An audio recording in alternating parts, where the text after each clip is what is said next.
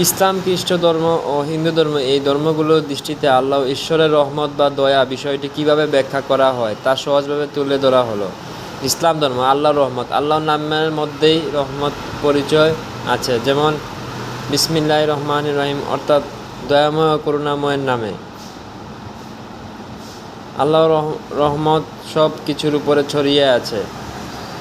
আমার রহমত সব কিছুর পরিব্যাপ্ত করেছে। সূরা আল আরাফ 7:15-6। পাপীদের জন্য রহমত, যদি তওবা করে। হে আমার বান্দারা, যারা নিজেদের উপর জুলুম করেছ, আল্লাহর রহমত থেকে নিরাশ হইও না। সূরা জুমার 39-53। খ্রিস্ট ধর্ম, ঈশ্বরের দয়া, মার্সি অফ গড।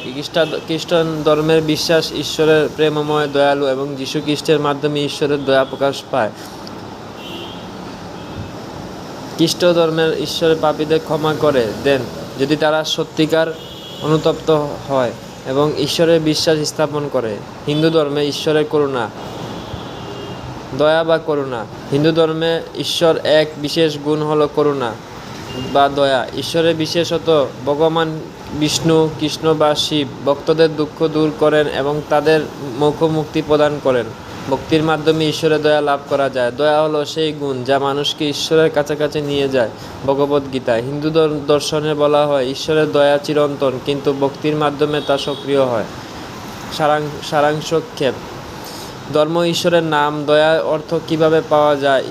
ইসলাম, আল্লাহ সর্বত্র ছড়িয়ে রহমত, তওবা, আমল, ঈমান, খ্রিস্ট, গড ফরগিভনেস, থট, খ্রিস্ট, বিশ্বাস ও অনুতাপ। হিন্দু, ঈশ্বর, বিষ্ণু, শিব, করুণা, দয়া, করুণা, ভক্তি ও ভালো কাজ। তো সবাই আল্লাহর রহমত বা ঈশ্বরের দয়া ইসলাম, খ্রিস্ট ধর্ম, হিন্দু ধর্মে কীভাবে দেখা হয়। আজকে এতটুকুই। সবাই ভালো থাকুন। আসসালামু আলাইকুম রহমতুল্লাহি ওয়া বারাকাতুহু।